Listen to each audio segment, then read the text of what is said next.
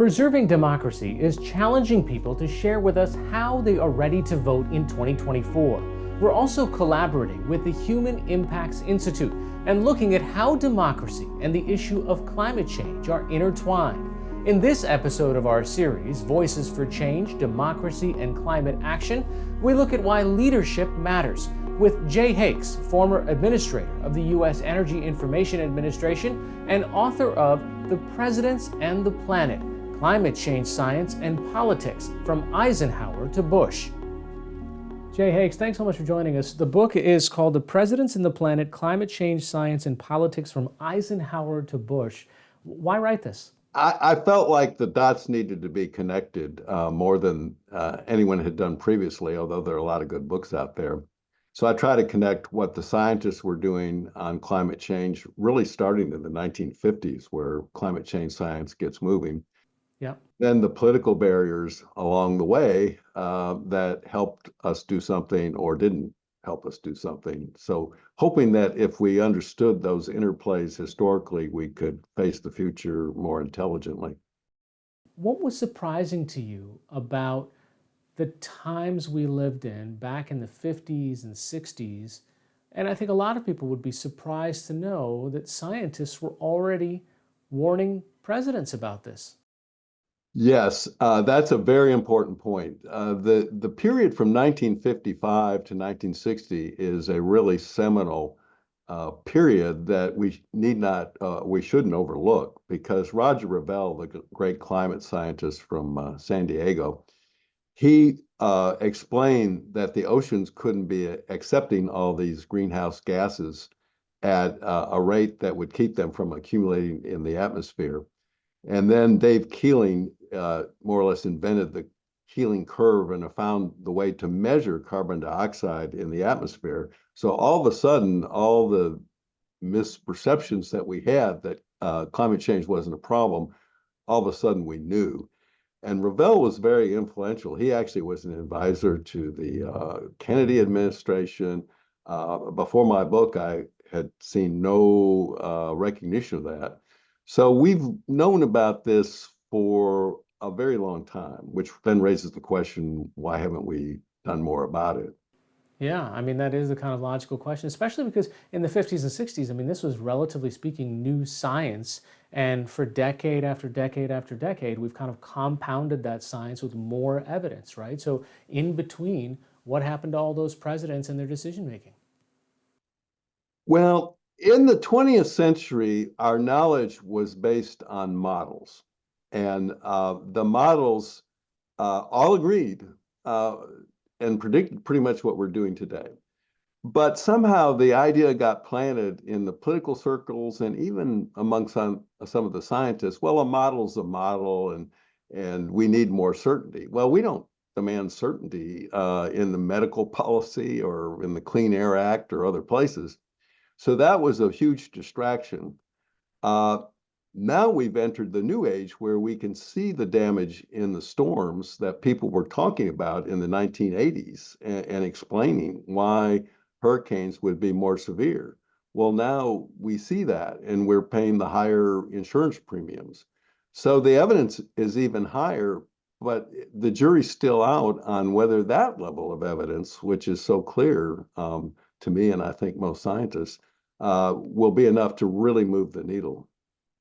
You know, you also trace how both parties in power kind of had opportunities squandered, but also took advantage and made some progress. Yeah, back to your question of what was a big surprise, my biggest surprise was the knowledge in the Kennedy administration. But the second surprise was the bipartisan support for doing something about climate change in the 1980s. And I stumbled on this in President Reagan's second term.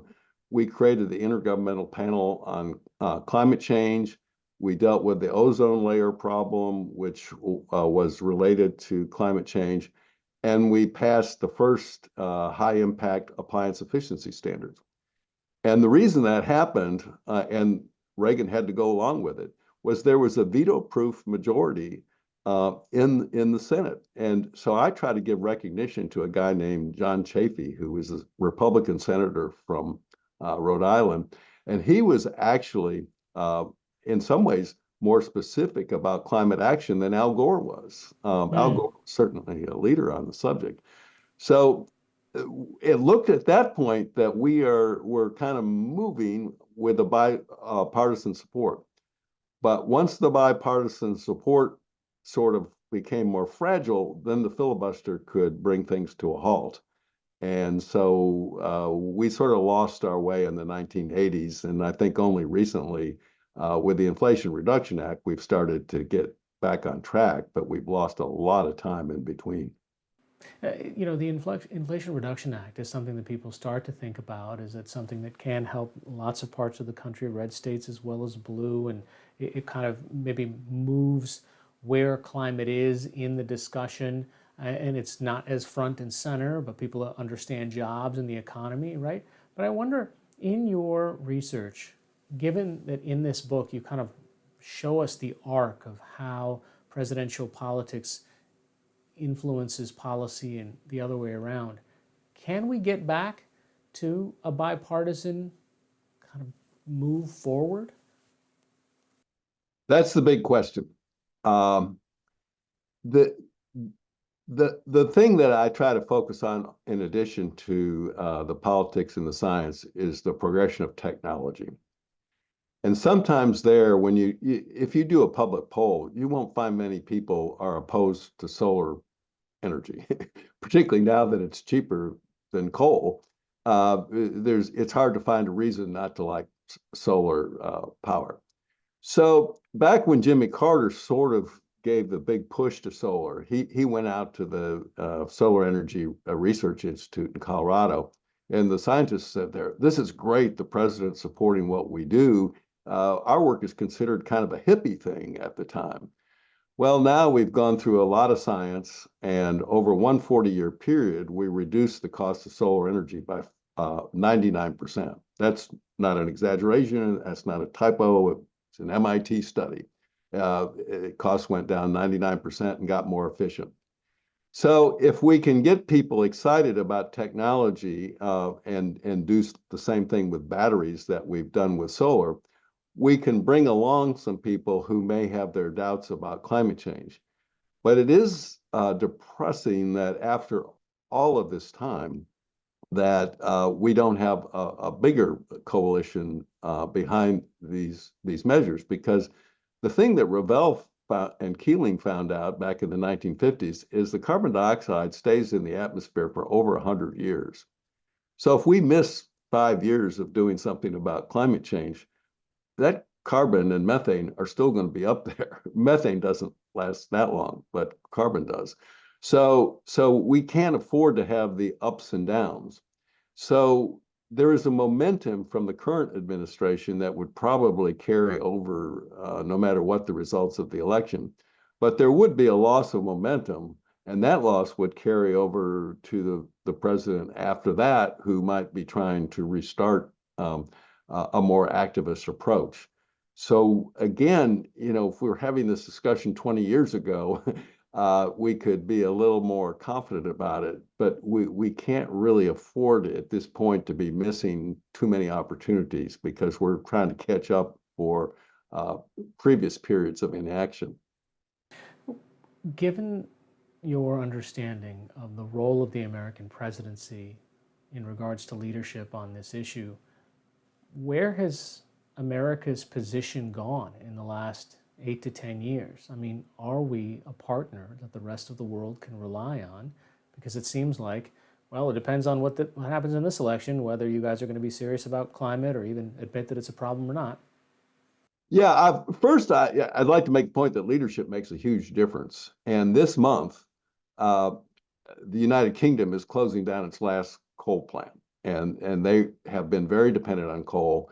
And none of the news articles that I've seen have given the credit to Margaret Thatcher. Margaret Thatcher was a conservative who strongly believed in the science of climate change. She was trained as a chemist, and she understood science. So leadership makes a difference. So I think people have to look at that way. We have to keep talking about it, and and as people go through school and maybe learn it is part of their science curriculum, the base may grow. Now, the other issue that could occur after the election is about the filibuster, and that's a whole other discussion. But it could be related to climate change if there was some majority support in Congress for additional climate action, and the filibuster was blocking that. It is possible to change that rule. So there's a lot of things on the table right now that are hard to predict. Yeah. But I don't think any scenario would suggest that the decision ahead of us is not deeply important. Climate change represents a threat to democracy in a way that people might not think about. When scientists first discovered the threat of climate change, they said, well, if the earth changes and soils get dehydrated or coastal land is lost, people can move. Well, they were used, when the earth changed its climate before, there weren't very many people on the face of the earth, and we're headed to 9 billion. So when land becomes dehydrated, you can get civil wars in places like Sudan. You can get vast migration. And Roger Revelle in the 1980s told the Congress, migration on the southern border is going to depend on what happens to the climate south of us. And I think that has happened. So almost every democracy in the world right now is wrestling with immigration. A lot of people recognize the valuable role that immigrants have played in the country. But there's a lot of people at the border, and so voters are thinking, well, how many can we accept? And what they don't think is, if you want to have less immigration pressure, you have to improve the quality of life in neighboring countries and throughout the world. You have to be concerned about Sudan. You have to be concerned about Central America. And so I actually, there can be tipping points in the science where the climate gets out of control. But there can also be tipping points in the political system if the climate impacts are large enough to dislocate people from where they are and put pressure on them to move at a rapid rate that our political system may have a hard time accommodating. Yeah, I don't remember how many years ago it was. It was, I think the Department of Defense had put out a report about how climate change was causing national security issues around the planet, that we were going to be in, more hotspots because of global instability. I was glad they put that out because I started talking about this about 15 years ago. And, the Intergovernmental Panel on Climate Change puts out pretty specific warnings of where agricultural conditions are likely to change. Yeah. And so I was we didn't really follow through on it as specifically as we could have, but I thought that you could actually do a predictive model of civil wars based on the climate information. And so that is a whole other form of urgency that you can add to the mix if you're trying to assess the stakes of the decisions ahead. The book is called The Presidents and the Planet, Climate Change, Science, and Politics from Eisenhower to Bush. Jay Hakes, a U.S. energy expert and author. Thanks so much for joining us. Pleasure to be here. In this episode of our series, Voices for Change, Democracy and Climate Action, we look at why youth matter with Sophia Kiani, founder and president of Climate Cardinals. Sophia, thanks so much for joining us. First, tell us a little bit about your organization. What does it do? Yeah, of course. I am the founder and president of Climate Cardinals. So we work to increase access to climate education, particularly among young people and non-English populations. What prompted you to do this work, and what's the sort of connection that you see between climate activism, climate action, information, and democracy? Yeah, 100%. So I was really inspired to do this work because of my Iranian background. So growing up, I would visit Iran over the summers, and I was struck by how horrible air pollution there was. I learned that temperatures in the Middle East were rising more than twice the global average. And despite that, I read a study that basically said less than 5% of Iranian university students could properly explain the greenhouse gas effect. And so there was a very low level of climate literacy in Iran, including among my relatives, despite the fact that they were worst impacted. And I ended up learning that it was because of a lack of resources available in Farsi was one of the reasons. And so it inspired me to begin translating climate resources into Farsi for my relatives and was the initial inspiration for me starting Climate Cardinals with the goal of ensuring everyone everywhere could access climate education through translating into over 100 languages. So it was literally that people were kind of being left out of the conversation. It wasn't that the world wasn't talking about climate, it just wasn't filtering down to a population of people who actually need the information. Exactly. So the statistics are startling. Less than 20% of the world speaks English, and yet over 80 or 90% of scientific literature about climate change is only available in English. So the people who are being worst impacted by these conversations often are left out of them. And that's really what we sought out to solve with Climate Cardinals.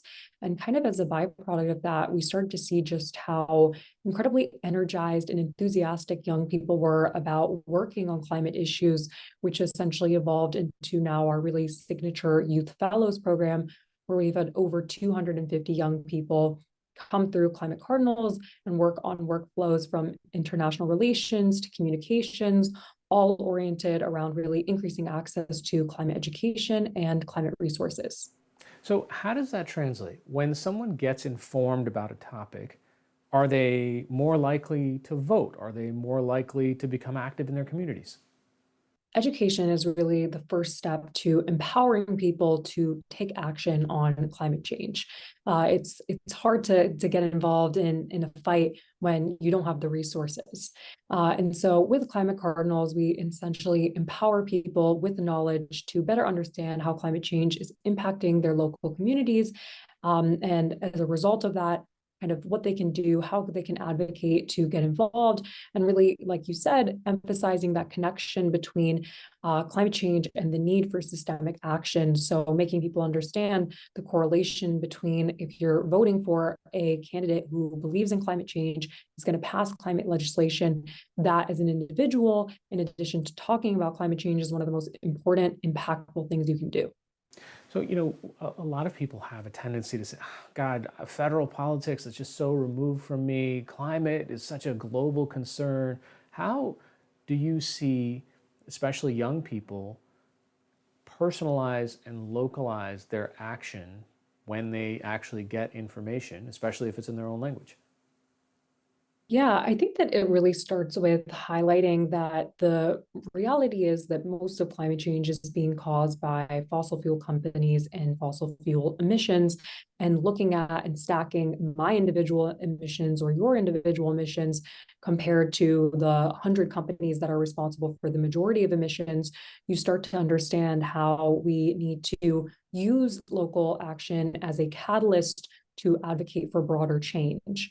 And so understanding that and having our volunteers understand that really informs that this community-oriented action is viewed through the lens of incentivizing systemic change, whether it be through corporate action, corporate Mhm. change, or community governance, and then ultimately national governance change. So, how do you inspire young people to connect that dot between their passion for climate change, I guess, in the positive direction to try to do something about climate change, uh, versus just feeling maybe disconnected from democracy? How do you connect the dots between getting them informed and then also getting them involved?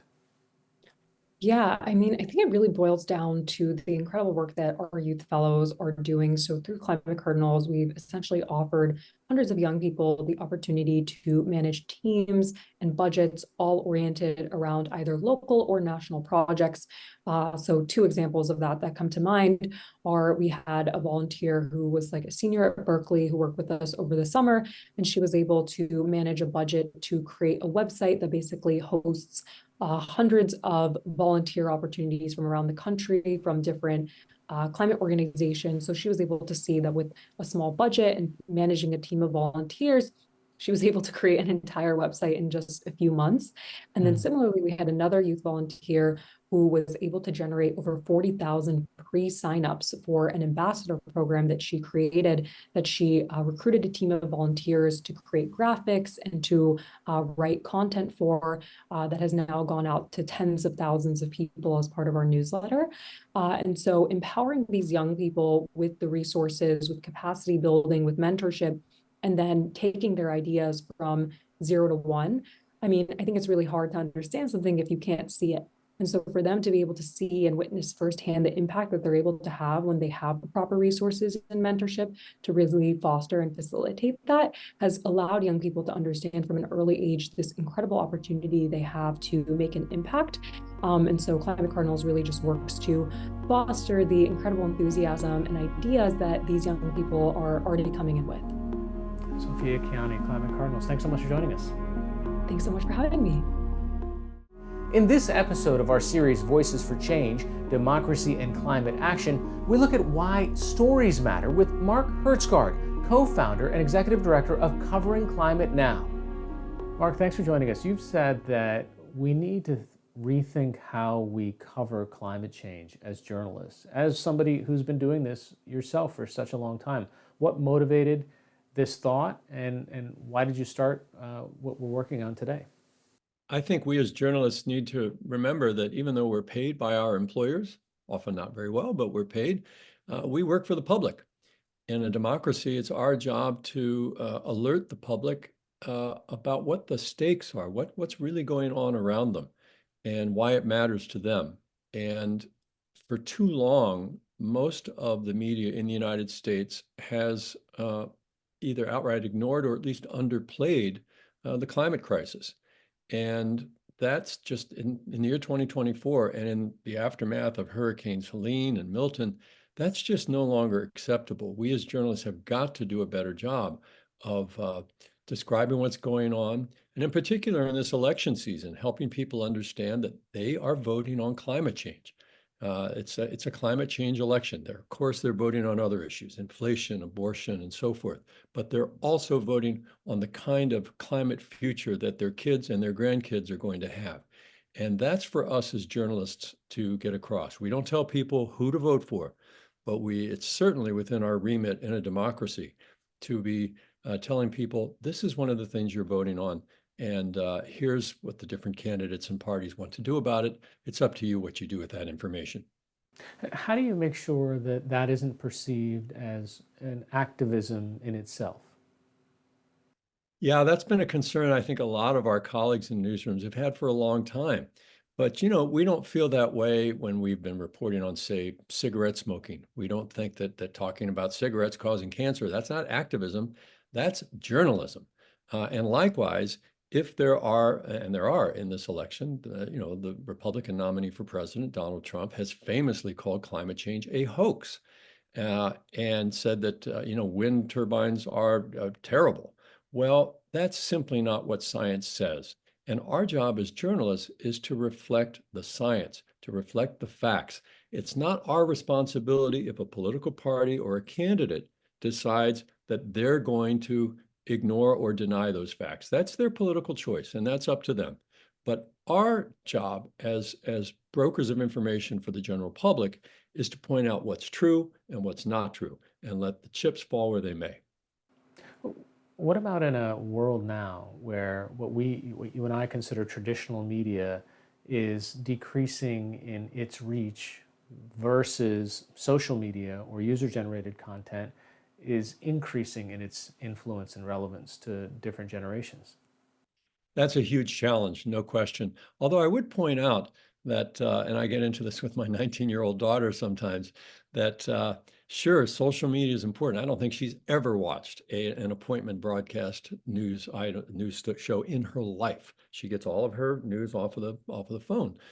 But in this country and around the world, television is still the leading source of news for the largest number of people. Now, of course, it's a big skew demographically, generationally. Basically, it's people over the age of 45 who still watch television. People under the age of 45 increasingly get their news off of social media.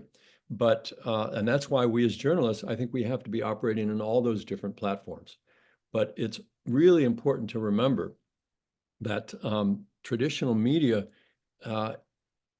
is much more trustworthy, frankly, than a lot of what you see out on social media, which, you know, as we've seen tragically in the aftermath of Hurricanes Helene and Milton, look at all the deadly disinformation that has been spread there, unfortunately, by former President Trump and his allies, that has led to death threats against TV weathercasters, has led to death threats against the first responders of the FEMA people. So I think that at this moment when, yes, public trust in traditional media is low, how do we regain that trust? We regain that trust by being transparent about what we're reporting and trying to reach people where they are. And I think those are marks of good reporting, no matter what gender. Connect the dots, if you will, between how climate science is covered and the connection to, I guess, democracy as we head into this election. You know, in the 2024 election, I would say that both climate change and democracy are on the ballot. And we at Covering Climate Now, we did a press briefing on this a while back where the Congressman Jamie Raskin, the Democrat from Maryland, said, look, you cannot solve the climate crisis if you don't have a functioning democracy. Because if you look around the world, it's autocrats who are driving a lot of the climate crisis in Russia, in China, where the emissions are so high. Whereas in a democracy, the public, the people, in theory, have the power to change the government. And so we have our right. If you're lucky enough to live in a democracy, exercise your rights, vote, speak out. And by doing that, you can control, or at least influence, what the government does. And government policies are so critical to basically tackling the climate crisis and embracing the many solutions that are there. That's one of the things I think, unfortunately, the traditional media too often leaves out, especially in their coverage of climate change. We have the solutions. All the scientists have said this. We have the solutions. We don't need new technologies. What we need are new politicians who will implement those technologies and phase out oil and coal and gas rapidly. Given that so many issues in America become inherently political and divisive and get caught in kind of a culture war trap, how should or could journalists cover this topic without it being divisive? What are techniques that work which end up bringing people together in even their reading and understanding of this story without it automatically being from a particular partisan lens? Unfortunately, climate change has gotten caught up in the culture wars in this country. But I think one way for journalists to get around that difficulty is to get off of Twitter and get out from behind your desk and go out and talk to people. And when you go out and talk to people, you find out that roughly 70%, that's 70, of the US public actually wants to know more about climate change. The number of deniers is now very small. It's about 10%. Right?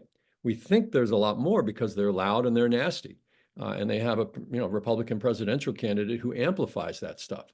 But most of the public wants to know more about this. And there is still, even in this supposedly polarized country, there is still a lot of support among self-identified Republicans for clean air, clean water, a livable planet for their kids and their grandkids. I think if we as reporters can go out to people knowing that and speaking to that and asking them questions about how they see that happening and what they want politicians to do and informing the public as we report, that the solutions are there and we just need different politicians to implement those solutions. I actually do think that that is a majoritarian message that most of the American people would respond to. How do we integrate reporting on climate change, climate science? I mean, should we be having beats that like old newspapers used to do that cover this as a topic, or should it be integrated into everything else, just part of the story? Different newsrooms are wrestling with this question. Do we create a climate desk? Do we have climate reporters all across the newsroom? At Covering Climate Now, we think that there is no one silver bullet, and we trust our fellow journalists. We're organized by journalists for journalists. There's no activists, there's no scientists, there's no government officials. It's just us talking about how we can do this coverage better. And I think everybody knows their own newsroom the best. And they have to decide. Some people have a lot of resources. The New York Times, Washington Post, they have their own climate desks. If you're a public radio station, let's say in Asheville, North Carolina, you don't have, different desks. And that can be an advantage, though, because we also say at Covering Climate Now that the climate story crosses beats. Every beat in the newsroom, there's a climate connection to it, even sports. Whether the climate connection is obvious, politics obvious, business pretty obvious, but even sports. Look at the Olympics. In Paris, the Summer Olympics were, let's say, challenged by the very hot weather that they had. But 2 years before that, the Winter Olympics were severely challenged because it was so hot that you couldn't have real snow on the ski slopes for those skiers and snowboarders. So there is a climate connection to virtually every story that we do as reporters. In fact, we say at Covering Climate Now, pretty much all of us are going to be climate reporters in the 21st century. We just don't know it yet. Mark Hertzgar from Covering Climate Now, thanks so much for joining us. Thank you for having me. In this episode of our series, Voices for Change, Democracy and Climate Action, we look at why voting matters with Antonieta Cadiz, Deputy Executive Director for Climate Power in Acción. Antonieta Cadiz, welcome to the program. Thanks for joining us. Tell me a little bit about what your organization does.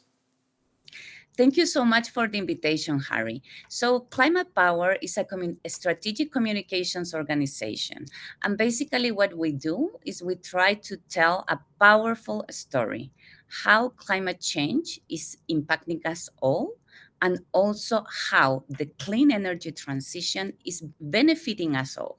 And who's the target audience that you're speaking to?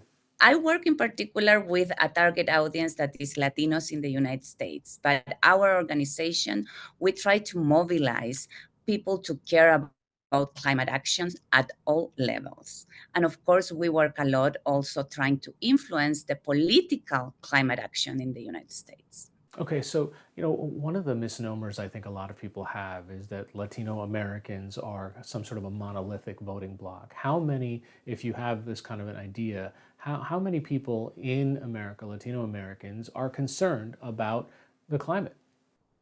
Well, we are not a monolithic vote, and I think we all know that. We come from very different communities and very different backgrounds. Our countries of origin have very different cultures. So, of course, like what resonates for a Venezuelan probably doesn't resonate with a Chilean, for example. So that's one thing. The other thing is that Latinos in the United States, communities of color in general, we live in the front lines of extreme weather. And so you see, for example, extreme heat, 40% of the outdoor workers are Latinos, and they have to deal with the extreme heat every summer. So that put their lives in risk. The same with climate fires. We live in the most exposed areas. The same with flooding. The houses that flood the most are the ones where Latinos, people of color live. And unfortunately, we don't have the same resources to recover as quickly as other groups. So you have one of the largest voting blocs just by, a racial demographic, 18 million registered voters or so. I mean, what percentage do you think are telling you that climate is a concern to them? Well, in our polling, actually, we identified that more than 70% of Latinos believe that extreme weather driven by climate change is impacting their lives. They Wow. are concerned about it, and they want a leader, a president that do something about it. More than 78% of Latinos say that they want a president that actually address the climate crisis and help us transition to a clean energy economy. So, where do you think it ranks? I mean, because people make decisions about a presidential election or a local politician for a number of different reasons. Well, how does climate fit into the mix of the things that's animating the Latino American vote? I think that the important thing to understand is that climate is intersectional. Like, we are not talking only about extreme weather. We are talking about your job, for example, because when you're impacted by an extreme weather event, likely you will not be able to work actually the next day or in the next weeks or month after facing an extreme weather event. We are talking about the health of your community. We are talking about your local business. So it's climate is naturally intersectional. And I think it's important for people to understand that it's about our community, about our health, about our children. And I think people are starting to understand that. What's the message that you get out there to these different communities of color to get them to consider climate as part of that bigger decision? Well, first is the impact of climate change that we already discussed. But second also is the important story of how this transition to a clean energy economy is actually having a positive impact in their lives. So for example, if we see since the implementation of the Inflation Reduction Act, like the last 2 years, we have created more than 330,000 jobs. That is like half of those jobs are in low-income communities. So this is making a change locally, is boosting local economies.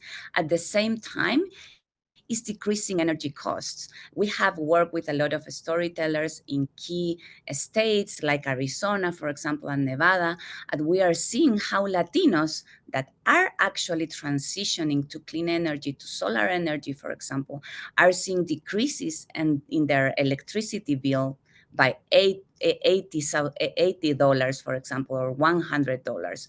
So it's having an immediate impact in their lives, and we want to tell that story and make that more visible. Does it cross party lines, meaning, or is there still kind of a partisan divide in how people process the importance of climate in their elections? I think, unfortunately, if you see the two candidates that we have right now, unfortunately, you see like the huge difference and contrast when we talk about climate.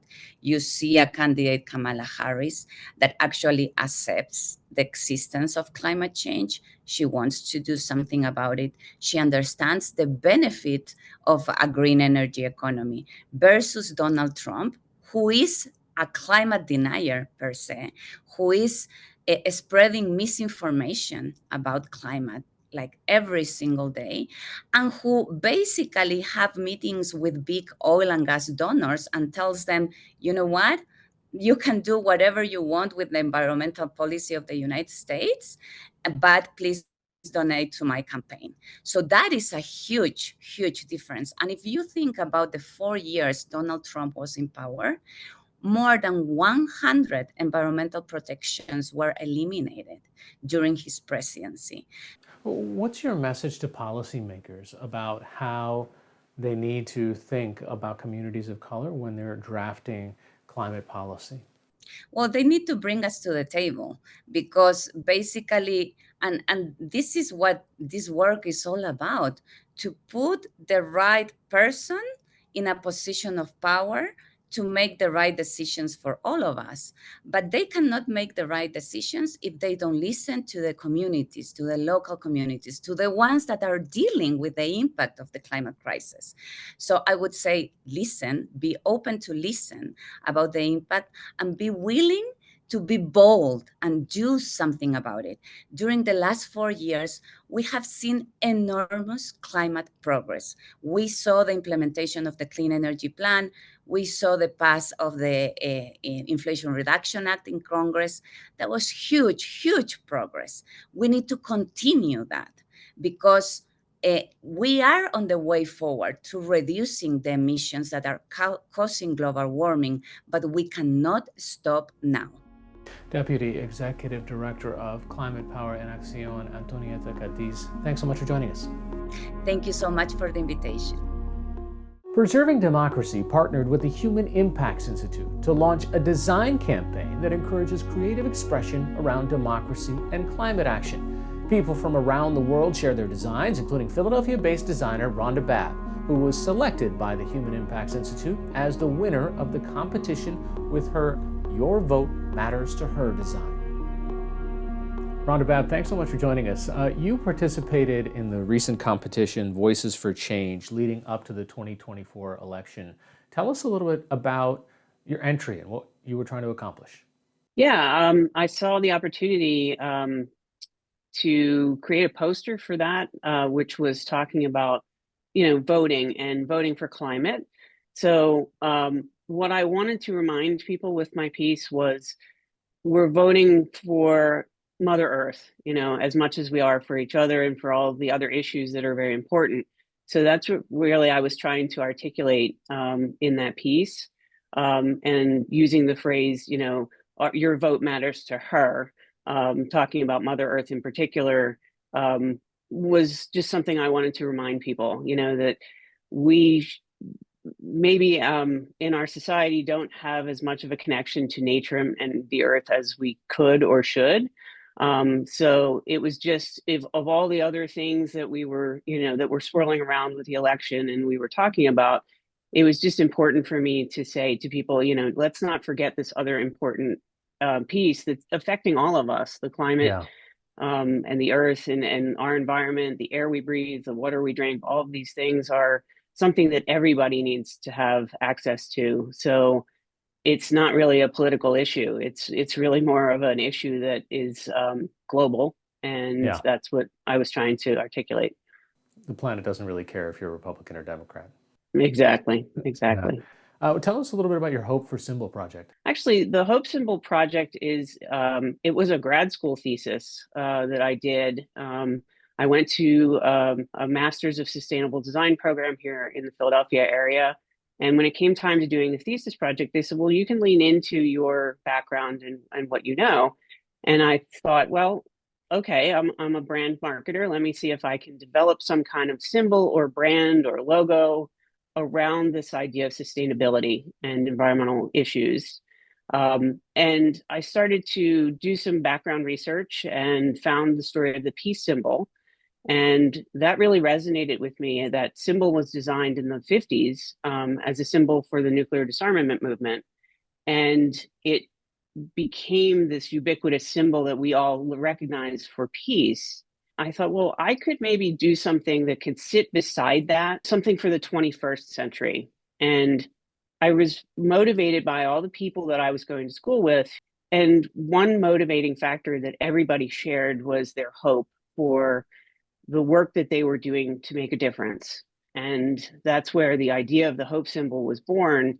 Fast forward, and I started my screen print art practice a couple of years ago. And I thought, well, why not make it the Hope symbol project and use the Hope symbol as sort of the signature that I use in the artwork that I do, and also sort of the subject matter in a way. Screen printing. I mean, here we are in an era where people are hurtling towards artificial intelligence and generative AI, and you are telling me that you're a screen printer. Why this kind of very analog expression medium? It's funny. It became a COVID hobby that I picked up. It was a process that I'd always been interested in. I spent my whole career in front of the computer, as a graphic designer. And I thought, well, I want to do something, with my hands, something creative. I had time So I found an online course actually that allowed me to do screen printing over Zoom, and which I was like very curious about. I'm like, how are we going to figure this out over Yeah. Zoom? Had a really wonderful teacher who taught us a lot of the process that you could do at home. And I just really fell in love with the manual nature of it and getting my, it took me back to art school days where I was, getting ink on my fingers and, feeling the paper. And for those of us unfamiliar with it, if you could kind of help describe what is that screen printing process? What's so physical about it?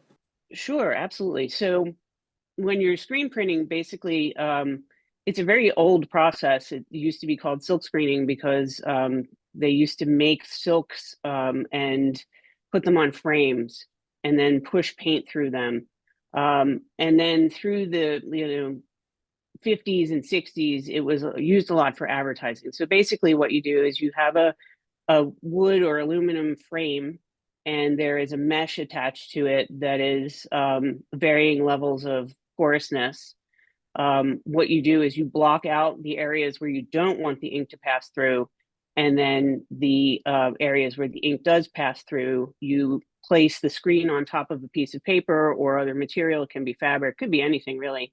And you pull a squeegee. It's basically a rubber, long piece of rubber that's attached to a handle. Yeah. And you just pull it across that screen, and the ink pushes through the screen where you want it to go. And that's basically it. And there's many different ways that you can get the block the screen out. And it's, you basically layer colors on top of each other. So you do one screen, then the next to create an image. But the unevenness and the unpredictability, I mean, I guess that's part of the art form. That's right. That's part of the beauty of it, in my opinion. Sometimes there are these inconsistencies that show up, or the misregistration of things, and that gives it that hand, that somebody actually did it. There are machines now that, of course, can Sure. pull the screen, but for me, the manual process is something that I really enjoy, and just the process itself of making the screens and sort of behind the scenes work that people don't see when they see the final print is part of the almost meditation for me of making the art itself. Mm-hmm. And it's a way for, as a graphic designer, to get sort of the crisp lettering and typography that I use in my work. Screen printing just seemed to be the way to really make that happen. So, I mean, what do you hope that people take away from your art when they see it, touch it, maybe experience it? I really want people to think, right? I'm really not, my work's about climate issues and social justice issues, but I'm not trying to tell people, how to think. I'm telling them, please think. I'm asking them to think, to, look at the world in different ways, to understand that, although some days it doesn't feel like it, we do have agency as individuals to make decisions and choices, and that they should be informed. And a lot of times in my work, I'm asking questions, and they're questions I'm asking myself. Like I'll be reading a news article, or I'll see something, and it'll get my own mind spinning on, what's this about? Why is this the way it is? And that is reflected in my work. And then what I'm hoping the viewer will be attracted to first are the bold colors that I'm using. They'll come up to the image, they'll start looking at the different phrasing or layers of questions or things that are in it, and they'll start thinking about it. And one of the things that I really enjoy is when I'm there, when that's happening, and I can have a conversation with people. I love that experience of being able to talk to people and, just meet them where they are. And those conversations are, I think the art opens up, people to want to talk about things and just engage. Is there a connection between the medium that you're working in and your concern for the environment and the planet?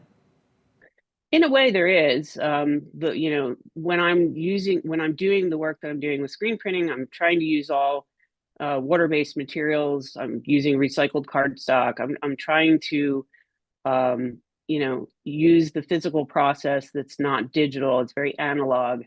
All of that kind of speaks to this, environmental ethos that I'm trying to bring to the work itself. And I think that that's part of it, right?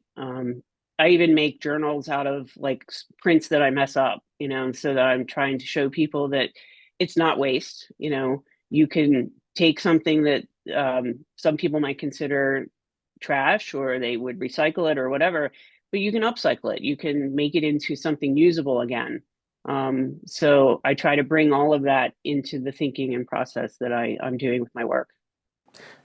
Is art a kind of a tool for you to express this, I guess, frustration, not just you, but a lot of people seem to be having at our collective inaction when it comes to climate? Absolutely. Absolutely. That's definitely where a lot of my work generates from, is, my own feeling. I try to do all the things I can do in my daily life, but in a way that was, yes, a reaction to it. It didn't feel like it was necessarily enough, and I felt like I needed to do something and take my own creativity and talents, and put them out in a way. So that's where yes, the art is definitely my expression of, let's do something. Like, Yeah. we're running out of time, with our actions toward, affecting climate change. And so in a way, the art is meant to stand up and say that. So this competition, this election has come and gone. What's next for you? So I'm looking at opportunities possibly to do public art practice. I really am interested in engaging in a more, out there way. A lot of the work that I'm doing now, I'm showing galleries, which is great. But I think, I wanted to get out to a wider audience. And then there are other opportunities that are coming forward for me to do workshops. So I can take screen printing techniques and methods into a classroom and work with the public to, first of all, show them how screen printing can be something that they can do, and printmaking in general. It's not a very, it's a very democratic process in a way. You don't need a lot of equipment or materials to do it. And also use that workshop as a way of asking people what their hopes for the future are. What do they want to see? And let them create something that expresses that. All right, Rhonda Babb, thanks so much for joining us. Thank you. Thanks for having me.